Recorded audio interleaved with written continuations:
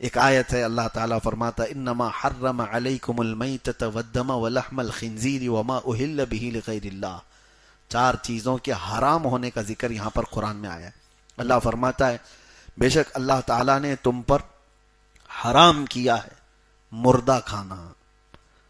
مردہ کھانا اللہ حرام فرمائے. مردہ کوئی بھی جانور، وہ چاہے حلال جانوروں میں مرغی ہو، مرغا ہو، بیل، بکری، یہ سب جو بھی اگر مر گئے تو ان کا کھانا حرام ہے.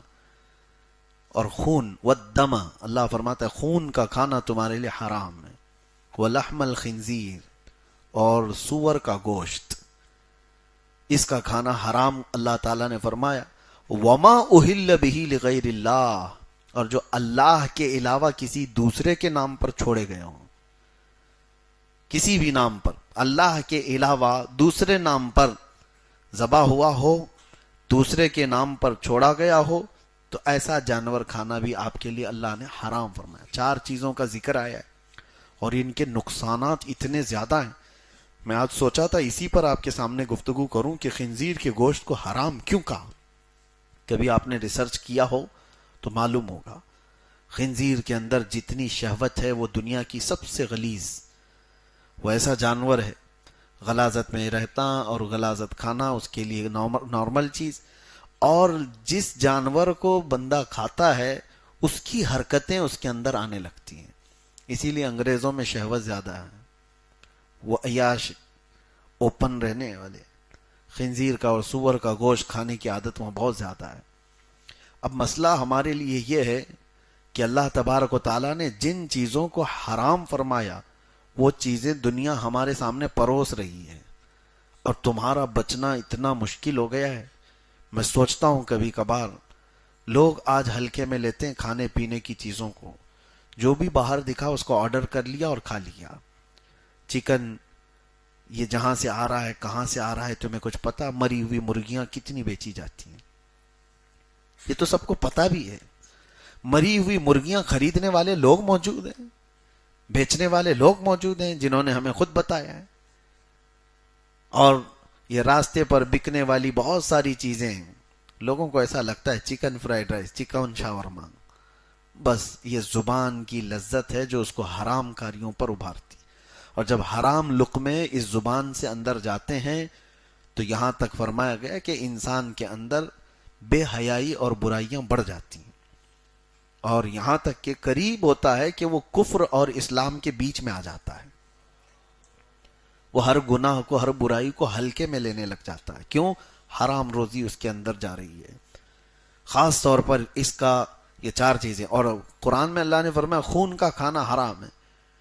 کبھی کبھار یہ دیکھا گیا ہے کہ لوگ جو ہے دیہاتوں میں تو خون قصاب لوگ جمع کرتے ہیں ایک کٹوری میں، اور وہ کلیجی کی طرح بن جاتا ہے اور اس کو بھی بیچتے ہیں اور اس کو بھی کھاتے ہیں، اس کو بھی بناتے ہیں. معاذ اللہ رب العالمین، یہ سخت حرام ہے.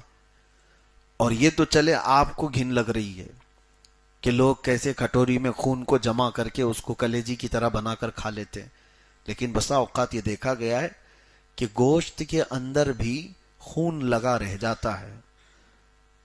چکن میں بھی، مرغی کے گوشت میں بھی، اور کئی گوشت میں بھی ایسی کہ ذبح کرنے کے بعد جو بہ گیا خون، لیکن کچھ خون جمع رہ جاتا ہے اگر وہ کافی بڑی مقدار میں، اور ویسے ہی اس کو پکا لیا تو اس نے حرام پکایا ہے. عورتوں کو بھی چاہیے کہ خوب اچھی طرح سے گوشت کو دھلا جائے کہ وہ بچے ہوئے خون کے اثرات بھی اس کے اندر نہ موجود ہو. 2 چیزیں ہو گئی، خون کا اور مردار کا. اور خنزیر کا گوشت، اس کو آج اتنا عام کر دیا گیا ہے یورپ میں، ویسٹرن کنٹریز میں اس کو عیب بھی نہیں سمجھا جاتا پورک، اور اس کو الگ الگ کوڈ کے ذریعے سے دنیا بھر میں پھیلایا جاتا ہے. اب اس کی چربی کا الگ استعمال ہے، اس کی ہڈیوں کا الگ استعمال ہے، اس کی جلد کا، اس کی اسکن کا الگ استعمال ہے. تو خنزیر کا استعمال، اس کی فارمنگ دنیا میں سب سے زیادہ کی جاتی ہے. چکن کی فارمنگ تو بہت بعد میں کی جانے لگی، لیکن خنزیر کی، سور کی فارمنگ بہت پہلے سے ہو رہی ہے، اور اس کو بہت بڑے پیمانے پر اس کی فارمنگ ہوتی ہے اور اس کو پروسا جاتا ہے. حضرت سیدنا عبد القاہر بغدادی رضی اللہ تعالیٰ عنہ، آج سے تقریباً 700 سال پہلے کے بزرگ ہیں، ان کی کتاب ہے. انہوں نے بہت سارے آگے کی باتیں ہیں جس کو آپ سمجھتے ہیں بھوشمانی کہتے ہیں. کچھ علماء نے اپنے علم کے ذریعے سے، کشف کے ذریعے سے پریڈکشن کیے ہوئے ہیں. اس میں سے حضرت عبد القاہر بغدادی کی بات میں پڑھ رہا تھا. انہوں نے کہا کہ ہند کے مسلمان ایک وقت آئے گا جب وہ خنزیر کھایا کریں گے. حیرت ہوتی ہے.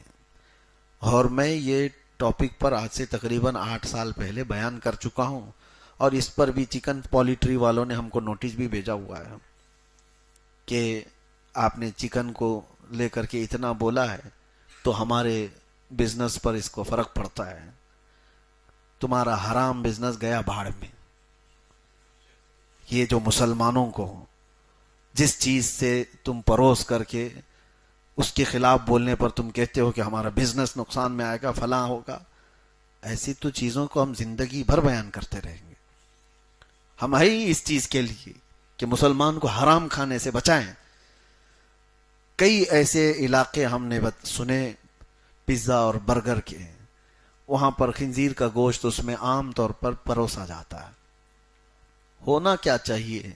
اب آپ ڈرے تو ہیں، لیکن میرے عزیزو اتنا احتیاط رکھو اپنے کھانے پینے میں، اتنا احتیاط رکھو کہ باہر کے کسی بھی سورس سے آنے والی چیز بغیر تحقیق کے آپ نہ کھائیں. جب تک آپ کو اس کے حلال ہونے کا یقین نہ ہو تب تک آپ نان ویج کو نہ ہاتھ لگائیں. آج کے دور کی آپ کے لیے سب سے بڑی ضرورت ہے. ایک بار کسی کے پیٹ میں حرام لقمہ جاتا ہے تو اس کی نسلوں پہ بھی اثر کرتا ہے. گھر تو گھر، اس کی نسلوں پہ بھی اثر کرتا ہے. بے ادب بچے، بدتمیز بچے پیدا ہوتے ہیں. رزق حرام ہوتا ہے. تو اس چیز کا لحاظ رکھیں. کھانے پینے میں ہمارے حلق سے اترنے والی چیز، گوشت کھانا واجب اور فرض نہیں ہے.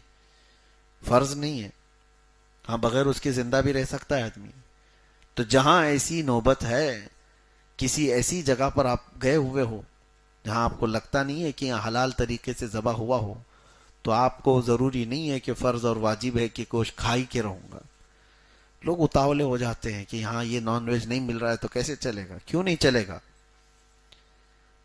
کیسے نہیں چلے گا؟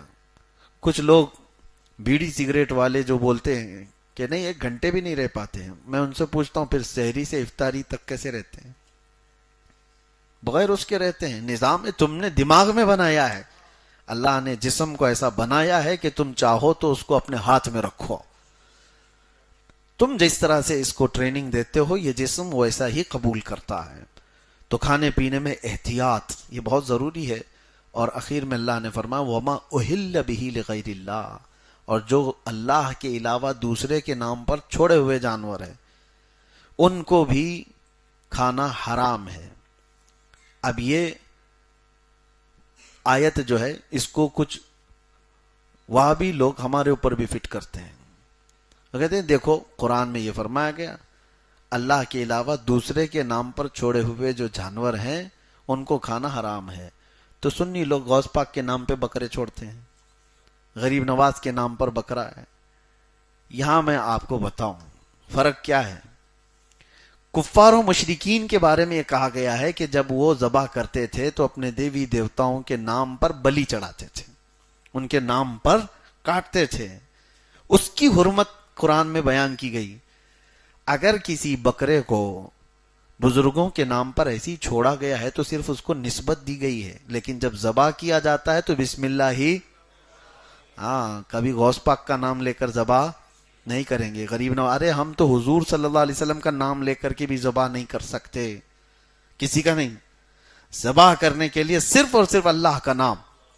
تو آیت میں اللہ نے یہ بیان فرمایا ہے جو اللہ کے علاوہ دوسرے کسی کے نام پر ذبح کیے ہوئے ہوں، حلال کیے گئے ہوں، حلال کر مطلب ذبح کیے گئے ہوں، ان جانوروں کا کھانا حرام ہے.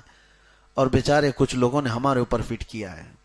غوث پاک کے نام پر یہ لوگ چھوڑے ہوئے ہیں، غریب نواز کے نام پر چھوڑے ہوئے ہیں. ان کو پتہ نہیں ہے یہ خود بھی جو ہے اگر اس طرح سے دیکھا جائے تو بکرے تو بہت سارے لوگوں کے نام پہ چھوڑے ہوئے ہیں. اب مثال کے طور پر کسی نے خرید کر آپ بکرا خرید کر کے لائے تو یہ تو نہیں کہیں گے نا کہ ڈاکٹر کا بکرا ہے. یہ تو کہیں گے یہ تو احمد کا بکرا ہے، زید کا بکرا ہے، خالد کا بکرا ہے. نام تو دیا نا, جس کا بکرا ہے اس کا نام دیا. تو بیچارے یہ وہابی بولیں گے کہ یہ احمد کا بکرا حرام ہو گیا, خالد کا بکرا حرام ہو گیا کیونکہ اس کے نام پر آ گیا. تو دیونار کے سارے بکروں کو کہو اللہ کے بکرے ہیں, یہ نہیں کہیں گے.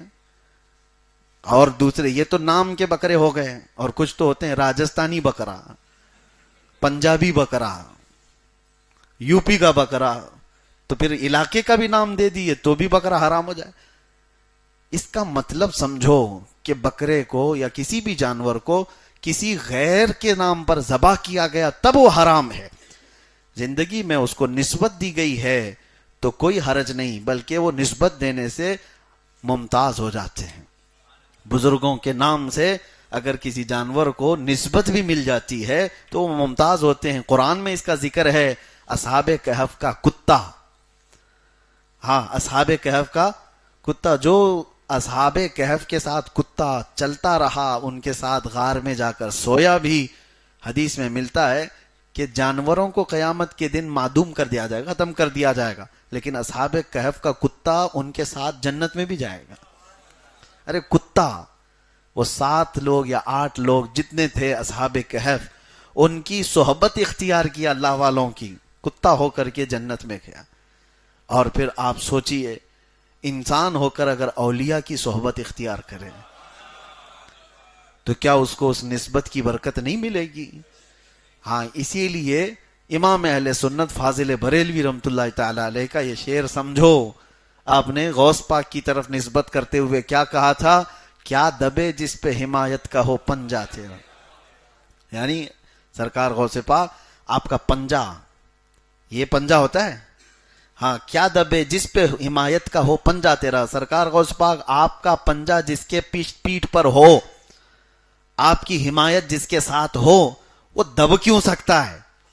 وہ کبھی کسی سے دبے گا نہیں, دبے گا. کیوں؟ ایک واقعہ بتاتے ہوئے اعلیٰ حضرت کہتے ہیں, شیر کو خطرے میں لاتا نہیں کتا تیرا. خطرے میں لاتا نہیں مطلب ڈینجر کا مطلب نہیں ہے, خطرہ خاطر میں لاتا نہیں, یعنی دل پہ ذرا برابر پرواہ بھی نہیں کرتا کہ سامنے شیر کھڑا ہے. کون؟ دربار غوث کا کتا. واقعہ تھا کہ آپ کے دربار پر ہڈیاں کھا کر پلنے والا ایک کمزور کتا سرکار غوث پاک رضی اللہ تعالیٰ عنہ کے ہاں, اور لنگر کا کھا کر کے پلتا تھا. اس محلے میں حضرت احمد جام ایک بزرگ تھے بغداد کے, وہ شیر کی سواری کرتے تھے, اور وہ جس محلے میں جاتے تھے ایک گائے کی قربانی دینی پڑتی تھی. باری باری ان کا شیر جاتا تھا. غوث پاک کے محلے میں جب پہنچا تو انہوں نے قاصد بھیجا کہ جاؤ ان کے لنگر سے ایک گائے لے کے آؤ ہمارے شیر کے لیے. لوگ آئے, غوث پاک سے کہا, آپ نے منع نہیں فرمایا, کہا لے جاؤ لنگر سے ایک گائے ان کے شیر کے لیے. لے کر کے گئے. اب میں یہاں گائے کا ذکر کر رہا ہوں, کہیں اس کو کنٹروورشل نہ بنا دیا جائے. ہاں بھائی, وہ شیر کھا رہا تھا, تو شیر کے لیے وہاں بھیجا جا رہا تھا, ہمارے لیے نہیں ہے. تو غوث پاک رضی اللہ تعالیٰ عنہ نے لنگر سے گائے کو بھیج دیا, لیکن ساتھ میں وہی کمزور کتا بھی پیچھے پیچھے چل پڑا. وہ چلا, اور اس کے بعد جیسے ہی بھوکا شیر گائے پر جھپٹ رہا تھا, دم زدن میں دنیا نے دیکھا کہ یہ لاغر کمزور کتا چھلانگ لگا کر اس شیر پر حملہ آور ہوا اور دم زدن میں 2 ٹکڑے کر کے رکھ دیا. کبھی ہوتا ہے ایسے؟ شیر کو یہ کتا پھاڑ کر کے رکھ دیا. احمد جام جو بزرگ سواری کرتے تھے وہ کھڑے ہو گئے, دیکھنے لگے کہ ایک لاغر اور کمزور کتا میرے شیر کو شکار کر گیا. پھر پوچھا یہ کہاں کا ہے؟ لوگوں نے بتایا دربار غوث کی ہڈیوں پر پلتا ہے. اب یہی بات ہے, یہ نسبت کی بات ہے. تم یہ مت دیکھو کہ یہ کمزور ہے, لاغر ہے, یہ دیکھو کہ نسبت کہاں سے رکھتا ہے. ہم بھی اسی لیے فخر سے کہتے ہیں, یا سرکار غوث پاک کی بارگاہ میں تجھ سے در, در سے سگ, اور سگ سے ہے مجھ کو نسبت. میری گردن میں بھی ہے دور کا ڈورا تیرا, اس نشانی کے جو سگ ہیں نہیں مارے جاتے, حشر تک میرے گلے میں رہے پٹا تیرا. اللہ تبارک و تعالیٰ یہ نسبتیں سلامت رکھے.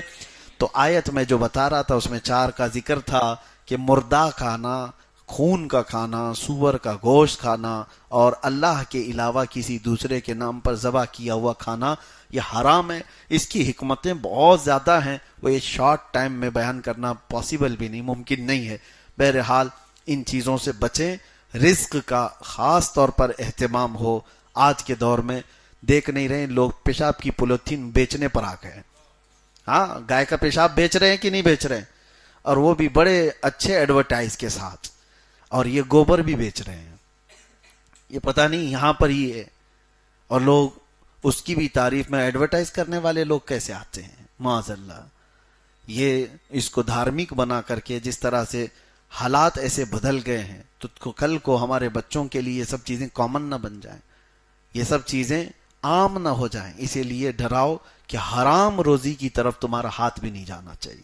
اللہ تبارک تعالیٰ کہنے سننے سے زیادہ عمل کی توفیق عطا فرمائے، قرآن عظیم کو صحیح پڑھنے اور اس کو صحیح سمجھنے اور اس کی تفسیر پر عمل کی توفیق عطا فرمائے۔ وآخر دعوانا ان الحمد للہ رب العالمین۔ السلام علیکم۔